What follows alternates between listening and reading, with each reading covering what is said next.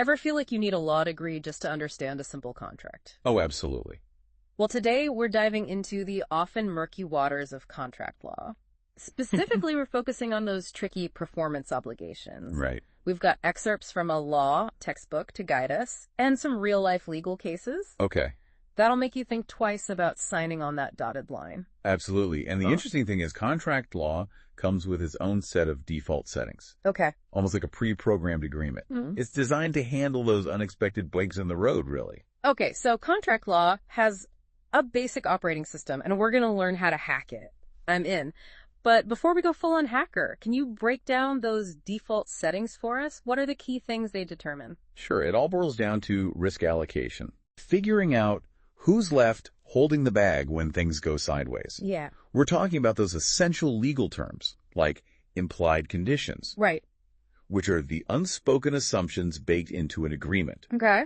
Covenants, which are specific promises each party makes. Right. And warranties, which are guarantees about a product or service. Okay. Think of these as the foundation of any contract. But here's the thing, and tell me if I'm wrong. Sure. Aren't these just defaults? Yeah. Can't you actually change them if they don't work for you in a specific situation? You're absolutely right. Yeah. Yeah. And that's where things get interesting. Understanding how these defaults work gives you the power to negotiate and draft contracts that better reflect your needs and risk tolerance. So knowledge is power when it comes to contracts. It is. Yeah. Let's jump into some real-world scenarios that illustrate how these default settings play out and how knowing the rules of the game can make all the difference. What's our first legal drama? Let's start with Stees v. Leonard, Okay. a case that's come to be known as the case of the waterless house. Yeah. It perfectly illustrates how those implied conditions we talked about can have major consequences. A waterless house. Yeah. Okay, that's got my attention. Give us the backstory. Picture this. You're buying land to build your dream home. Okay. The seller promises to provide water to the property, but when it comes time to break ground, there's no water in sight. Oh, no. The buyer, understandably frustrated, backs out of the deal. Wait, the seller just, didn't deliver. That sounds like a clear breach of contract to me. It does, right? Yeah. But here's where those implied conditions get tricky. The court had to figure out who was ultimately responsible when the expected outcome, a house with running water, went off track. They ended up looking beyond the written contract itself Oh. and relying on parole evidence. No. Basically, any outside evidence that sheds light on what the parties truly intended. So it's like the court was playing detective looking for clues beyond the actual contract. Exactly, yeah. Whoa. In this case, the court actually sided with the seller, emphasizing that the buyer had also failed to fulfill certain obligations, like obtaining a building permit. It goes to show that those default settings can sometimes lead to unexpected outcomes, and why it's crucial to be crystal clear about everyone's expectations right from the start. This is a great example of why just having a contract isn't enough. It's about what's in the contract that counts. Speaking of crucial details, what other legal landmines should we be aware of? Let's move on to another common sticking point in contracts. Yeah. The work before pay dilemma. Uh-huh. A case that perfectly illustrates this is Stewart v. Newberry, which involved a builder who started work on a project but wasn't getting paid as expected. Oh, I've heard that phrase before. Yeah. Work before pay, it sounds like a recipe for disaster, It can be. especially for the one doing the work. Right. So what happened in this case? Did the court force the client to pay up? Not so fast.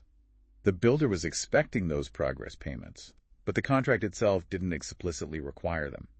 The court, sticking to that work before pay default setting, ruled that the builder had to substantially complete the project before demanding full payment. Ouch, that's gotta sting. But I guess from a legal perspective, it makes sense to ensure the work gets done before anyone starts handing over large sums of money. Yeah, it does. But this case also forces us to think about the power dynamics at play in contracts. Who's financing whom and why? Should the builder be solely responsible for fronting the costs until the project's finished? This is where clear communication and negotiation are crucial before anyone signs anything. You can actually add clauses that change that default work before pay setting. Right. So many people, myself included, I'll admit, just glance over those payment terms. Yeah. I'm definitely rethinking that now. Okay, what's our next legal cautionary tale?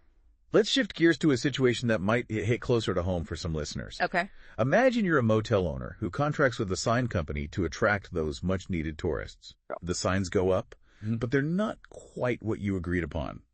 Maybe the font is wrong or the lights are dimmer. Ugh, frustrating. Yeah. Can you enforce some parts of the contract while ditching the parts that weren't met? I see. That's the dilemma tackled in this next case. Ah, the classic bait and switch. So, can you actually pick and choose the parts of a contract you want to enforce? It's not quite that simple. This case hinges on the concept of severable contracts. Okay. Think of it like a Lego set. Can you break it down into independent parts, or is it all interconnected? Okay, so it depends on how the contract itself is structured. Exactly. Okay. In this case, the court took a close look at the contract's language and determined that it was indeed severable.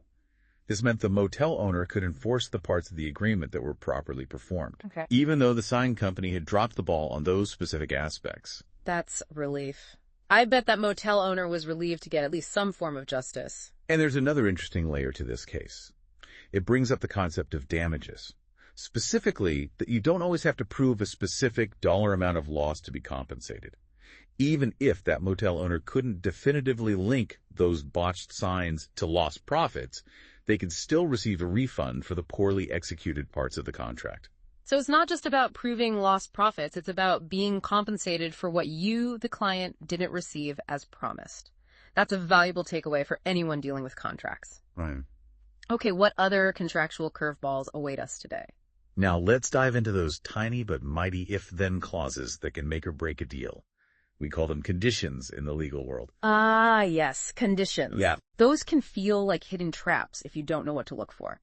Got a real-world example of how these conditions can drastically change the outcome of a case. Let's make a look at Howard v. Federal Crop Insurance Co., Okay. a case that revolved around a farmer who lost his entire tobacco crop and then filed a claim with his insurance company. The sticking point: whether a single clause in that policy was a condition or a promise. Okay.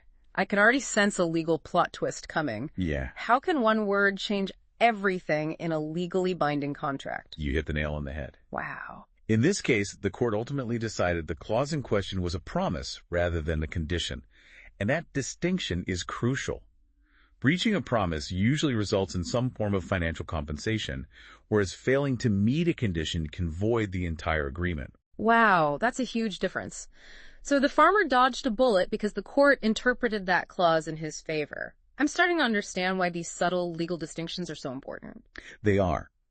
This case also introduces a fascinating legal principle that the law abhors a forfeiture.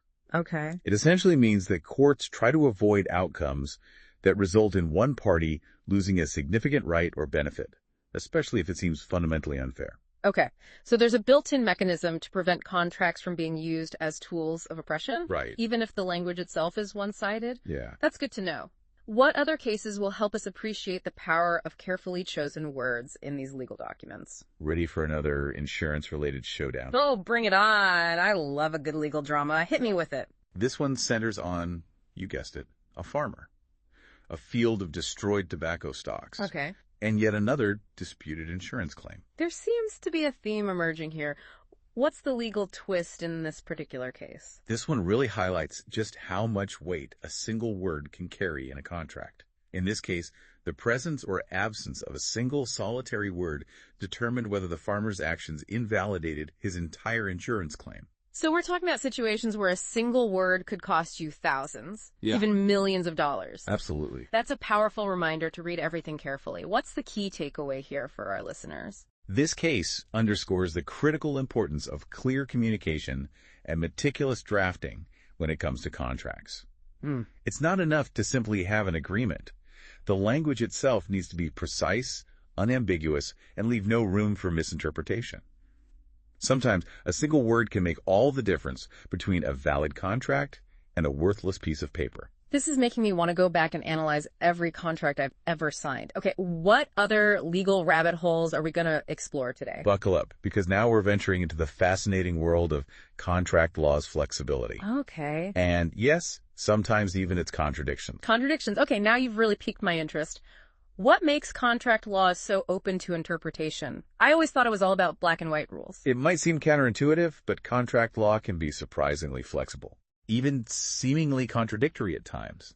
It's all about finding that delicate balance between upholding the strict letter of the contract Okay. and ensuring fairness after the fact. Okay. especially when unforeseen situations arise. So it's a constant push and pull, It is. sticking to the original agreement, Yeah. while also making sure things don't swing too far in one direction or another. Precisely. We're talking about important legal doctrines like waiver, where a party essentially gives up a right, estoppel, which prevents a party from going back on their word, and substantial performance, which acknowledges that sometimes good enough is acceptable. These doctrines give courts the leeway to step in and prevent outcomes that seem overly harsh or unjust. I'm starting to see how these legal concepts can create loopholes or exceptions to those hard and fast contract rules we often hear about. Can you give us a real-life example that'll really drive home this idea of flexibility? Let's look at the case of Clark v. West, which involved an author, a book deal, Okay. and a rather unusual sobriety clause. A sobriety clause. Okay, that's a contract condition I haven't encountered before. What happened? Did the author fall off the wagon? Well, the author was promised a higher royalty rate per page Okay. if he abstained from alcohol during the writing process. However, as sometimes happens, he didn't quite meet that condition to the letter. Oh boy, I bet that created a dilemma for the publisher. Did they end up having to pay that higher rate anyway? That's where the concept of waiver comes in. The publisher was aware of the author's drinking, but continued to accept his manuscripts and even reassured him he'd still receive the higher royalty payments. The court ruled that the publisher, through their actions, had essentially waived their right to enforce that sobriety clause. So, even though the contract explicitly stated the terms, Right. the publisher's actions spoke louder than those carefully crafted words. They did, yeah. That's fascinating. This case clearly shows how a party's actions, even without a formal written agreement, can modify the terms of a contract. Wow. It's a powerful reminder that contract law isn't always black and white. There are shades of gray. This deep dive is certainly highlighting all those nuances. Right. Okay, hit me with another legal curveball. What other contract law complexities should our listeners be aware of? Let's talk about the headaches that come with modifying existing contracts, especially when that tricky pre-existing duty rule rears its head. Pre-existing duty. Okay, that sounds ominous. What exactly does that mean in the context of contract law? Remember that rule we discussed earlier? Uh-huh. About how you can't simply change a contract without offering something new in return?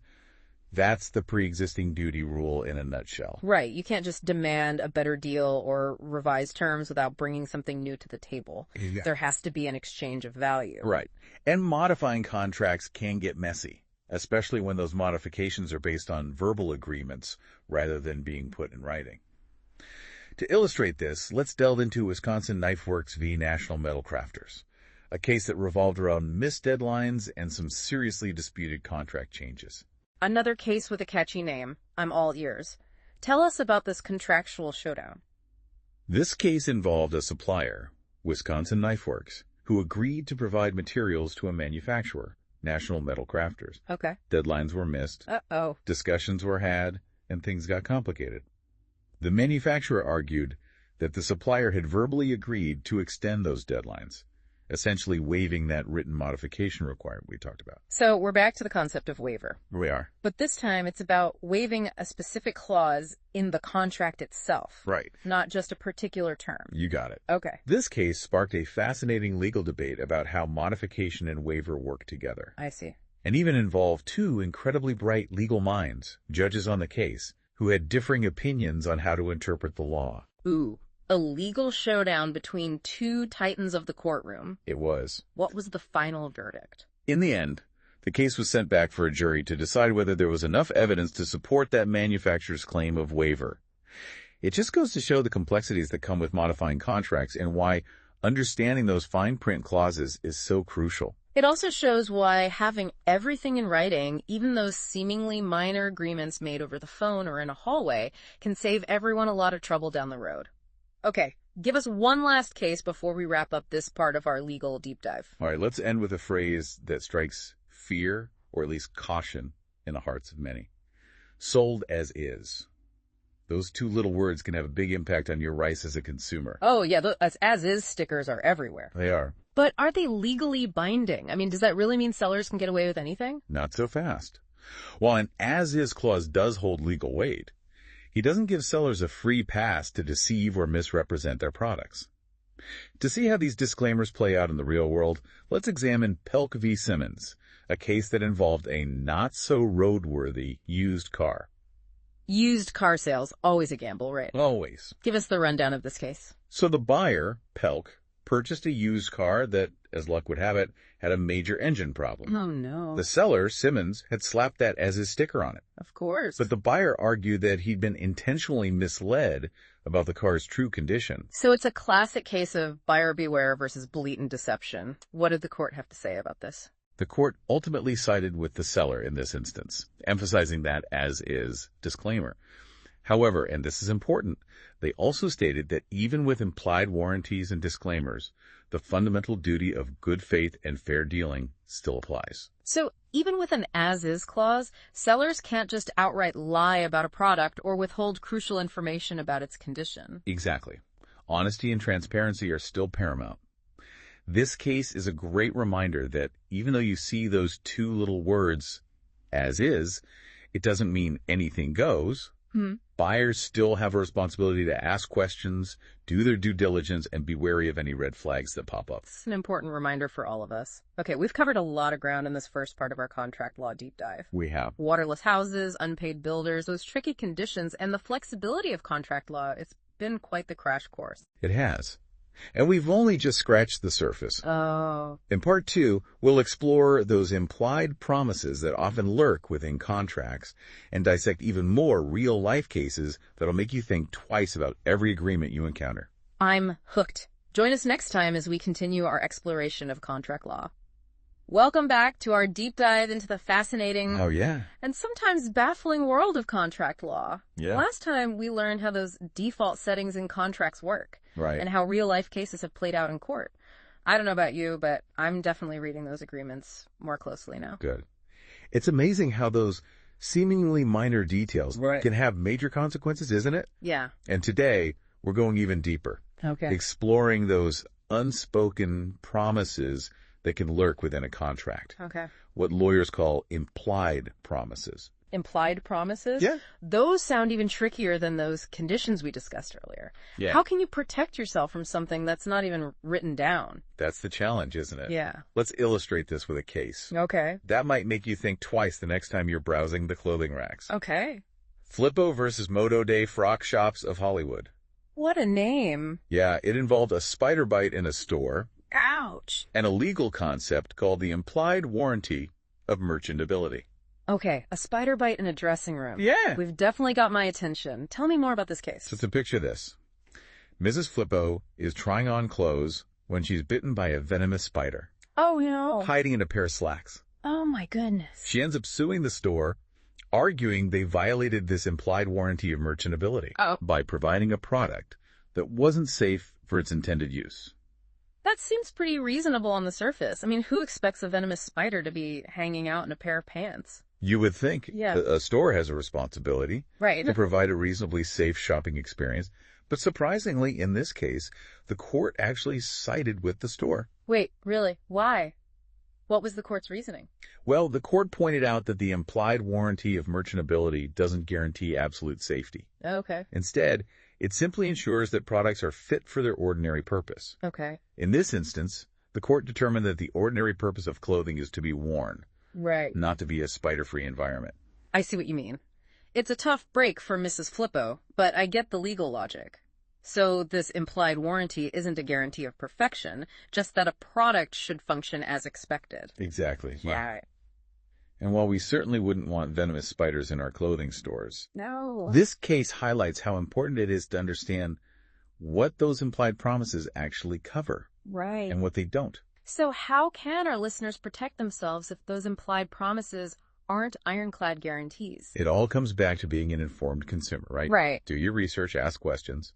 And when in doubt, remember, those implied promises are usually based on what a reasonable person would expect. Right. So if something seems off, it probably is. Great advice. Now I'm ready for another real-world case study. What other legal lessons have you got for us? Let's jump back into the construction world. Okay. With a case about a mismatched roof.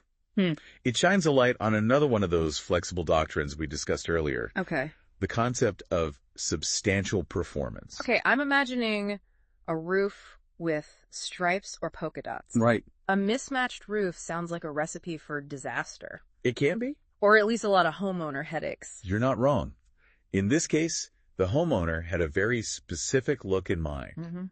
And the builder, despite their best efforts, just couldn't quite get those roof tiles to match. Oh, no. The question became, was the mismatch a minor issue or a breach of contract? So the court had to determine if the builder met their end of the bargain. Exactly. Even if it wasn't absolutely perfect. I'm guessing the homeowner was hoping for a brand new roof. Hoping for a brand new roof, exactly. Yeah. And that's where substantial performance comes in. Right. It acknowledges that in some cases, good enough can be acceptable in the eyes of the law. So it's a judgment call. It is. Balancing what the contract explicitly states with the realities of the situation. Exactly. In this specific case, the court ruled that while the mismatched roof wasn't ideal, it didn't constitute a major breach of contract. The builder had substantially fulfilled their obligations. Okay. But the homeowner was entitled to some form of compensation. Oh. For that difference in value caused by the mismatched tiles. That feels like a fair compromise. The homeowner isn't stuck with a roof they hate. Right. And the builder isn't on the hook for a complete redo. Exactly. And this case really underscores how subjective good enough can be. Right. Sometimes it's not just about functionality. It's about aesthetics. Right. And meeting those specific expectations outlined in the contract. It's a good reminder that clear communication from the very beginning, it is, making sure everyone is on the same page about what good enough looks like, is essential in any contractual agreement. Okay, hit me with another case study. What other legal nuances should our listeners be aware of? Let's stick with the theme of home improvement. Okay. And delve into another construction dispute. Okay. This one involved a house that just couldn't seem to meet the buyer's expectations. Oh, no. Even after multiple attempts to get it right. Oh, no. This sounds like every homeowner's worst nightmare. What went wrong in this particular case? Yeah. Were we talking about shoddy work or something else entirely? It wasn't necessarily about the quality of work, at least not in the traditional sense. This case centered on a buyer who had a very particular vision for their dream home. And the builder, despite their best efforts, just struggled to deliver on that vision. They made changes, but it still didn't quite align with what the buyer had in mind. So we're back to that idea of good enough being subjective. We are. It sounds like a case of differing expectations rather than outright negligence. You've hit the nail on the head. This case threw the court for a bit of a loop. Really? Because they had to figure out how to balance subjective satisfaction with objective reasonableness. Right. Especially when personal taste is thrown into the mix. That seems like a tricky line to draw. What did the court ultimately decide? It's a tough one, right? On one hand, you have the builder who seemingly made a good faith effort to meet the terms of the contract. Right. But on the other hand, you have a homeowner who's paying a significant amount of money and isn't satisfied with the final product. Right. In the end, the court sided with the buyer, ruling that their dissatisfaction was justified. Wow. And they were entitled to a refund. Wow. So even when a builder makes a genuine attempt to fulfill their contractual obligations, that subjective element of satisfaction can still tip the scales in favor of the buyer? It certainly can, yeah. And it really makes you ponder, can you truly capture something as personal as satisfaction in a legally binding contract? Yeah. This case shines a light on the very real limitations of what a contract can and can't achieve. Yes. It also emphasizes the importance of detailed communication. Yes. And where possible, some built-in flexibility. Right. When it comes to subjective elements like design aesthetics. It's definitely making me think twice about those clauses that say to the client's satisfaction. Right. Okay, give me one last legal adventure before we wrap up this part of our deep dive. All right, buckle up, because we're heading into the realm of lemon laws. Okay. Those special protections designed to help consumers when they end up with a product that just doesn't work as promised. Right. We'll be examining Ramirez v. Autosport, a case about a dream car that quickly turned into a nightmare. Ooh, lemon laws. I've heard horror stories about new cars turning out to be total duds. Yeah. What happened in this case? We're talking about a classic bait-and-switch scenario. Okay. The buyer, Ramirez, thought he was purchasing a brand new, reliable van. Okay. Only to discover that it was riddled with defects right out of the lot. It was a textbook lemon. So the buyer got stuck with a lemon despite it being a brand new vehicle. what legal recourse did he have? Right? It's not like you can just return a car after you've signed the paperwork. You're right. It's not always that simple. Yeah. However, this is where those lemon laws come into play. Okay. They offer an extra layer of protection for consumers who find themselves in these situations. Right. This specific case revolves around a provision in the Uniform Commercial Code, the UCC. Okay. That's a set of standardized laws governing commercial transactions. Right. Called the perfect tender rule. It essentially gives buyers the right to reject goods that don't meet the exact specifications outlined in the contract. Perfect tender. That sounds like music to a consumer's ears. Right. Finally, some leverage against those faulty products. But there's got to be a catch, right? You know it. While the perfect tender rule might seem like a straightforward win for buyers, right, there's a flip side. The seller has a right to cure those defects within a reasonable time frame. So it's a legal balancing act. The buyer can reject faulty goods, right, but the seller gets a chance to make things right, before things escalate to a full-blown legal battle. That's the general idea.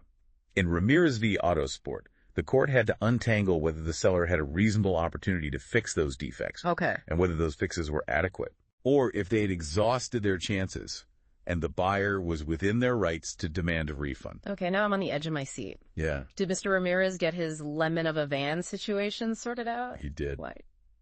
The court sided with the buyer, concluding that the seller hadn't managed to cure those defects within a reasonable time frame, despite multiple attempts. Oh, wow. This meant that Mr. Ramirez was entitled to walk away from the deal, get his money back, nice, and hopefully find a new set of wheels that didn't require constant trips to the mechanic. That's a win for frustrated car buyers everywhere.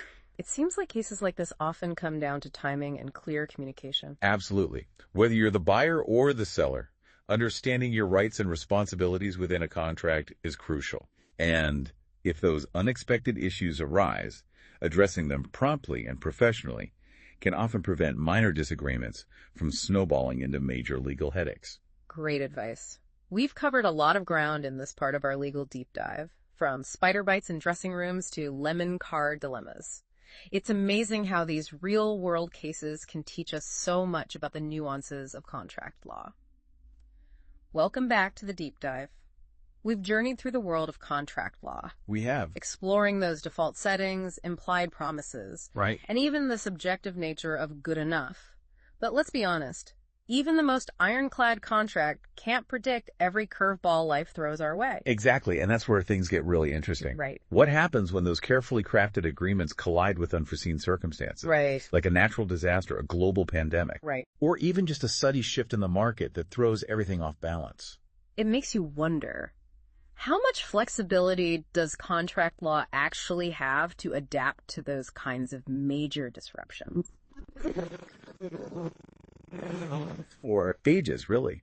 It's all about striking that balance. Right. Between maintaining the certainty that contracts are supposed to provide. Right. And acknowledging that the real world is messy and unpredictable.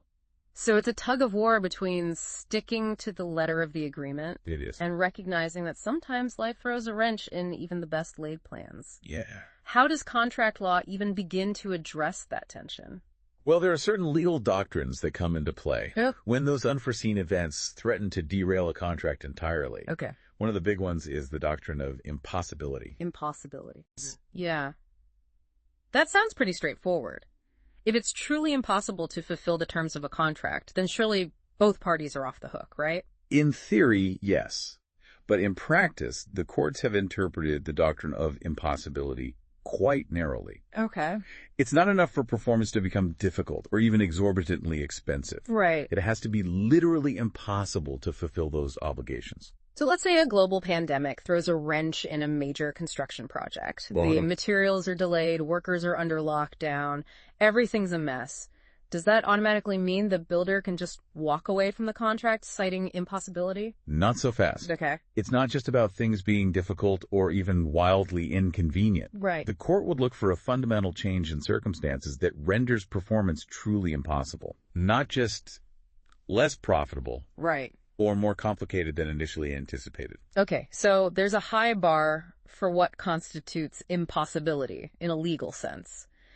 What other legal options are there for dealing with those unforeseen events that throw contracts into disarray? That's where another important doctrine comes in. Yeah. Frustration of purpose. Frustration of purpose. That sounds more like something you discuss in therapy, Right. not a courtroom. It might sound that way. Yeah. But it's a very real legal concept. Okay. It comes into play when an unforeseen event essentially undermines the entire reason Okay. why both parties entered into the agreement in the first place. Right. The contract might be doable, but it's basically pointless because the original goal has been thwarted. Okay, now I'm really intrigued. Can you give us a real-world example to illustrate how this frustration of purpose thing actually works? Imagine you've signed a contract to rent a huge event space for a conference. Okay. Everything's set. The date is booked, the invitations are sent, and then boom, a government-mandated lockdown throws everything into disarray. Right. Large gatherings are strictly prohibited. Yep. The venue's still available. Right. But the entire purpose of renting it, hosting that conference, has evaporated. That's the perfect example. Yeah. So even though the venue is technically usable, the core reason for the contract no longer exists. In that scenario, would the renter likely be able to get out of that agreement without penalty, even though it wasn't technically impossible? That's the idea behind frustration of purpose. Okay. It recognizes that sometimes those unforeseen events can so profoundly change the context of an agreement Right. that holding parties to the original terms just doesn't make sense anymore. It's a good reminder that contracts aren't static documents. Right. They exist within a larger context, and sometimes that context shifts dramatically. This has been a fascinating look at how contract law navigates those unforeseen twists and turns. It has, and it highlights just how much contract law is evolving to keep pace with our ever-changing world. Right. It's a balancing act, trying to preserve the certainty that contracts provide, Right. while also making room for flexibility when circumstances demand it. So what's the key takeaway for our listeners, especially those who might be navigating agreements in today's uncertain landscape? I think the most important thing is to be proactive and communicate openly. If you foresee a potential disruption to your contractual obligations, Right. whether it's a supply chain issue, a change in regulations, or anything else that could throw a wrench in the works, Right. don't wait for things to fall apart. Reach out to the other party. Okay. Try to find a solution together. So open communication and a willingness to collaborate can go a long way in preventing those minor hiccups from escalating into full-blown legal disputes. Absolutely. It's often in everyone's best interest to work together. Right. Find a mutually agreeable solution. Right. And adapt to those unexpected challenges in a way that minimizes losses for all parties involved. That's such a valuable reminder. As we wrap up our deep dive into the world of contract law, Yeah. I'm struck by how these agreements, despite their sometimes rigid language, Right. are ultimately about human interactions They are. and navigating the complexities of those interactions. That's precisely it. Contract law provides a framework, a set of rules Right. to help us navigate those complexities. Right. But within that framework, there's always room for interpretation, Right. adaptation, and finding solutions that are fair and equitable, especially when life throws those inevitable curveballs. This deep dive has given me a whole new appreciation for both the power and the limitations of contract law. Yeah. We've learned so much. Any final words of wisdom for our listeners before we sign off today? Remember, knowledge is power when it comes to agreements. Yes. By understanding those fundamental principles, Right. communicating clearly, Right. and approaching every agreement with a spirit of fairness, Yes. you can make contracts work for you, not against you. Wise words. A huge thank you to our expert for guiding us through this fascinating and often surprising world of contracts. And thank you, dear listeners, for joining us on the deep dive. We'll be back soon with another deep dive into a new topic that's sure to spark your curiosity. Until then, keep exploring, keep asking questions, and keep diving deep into those subjects that matter most.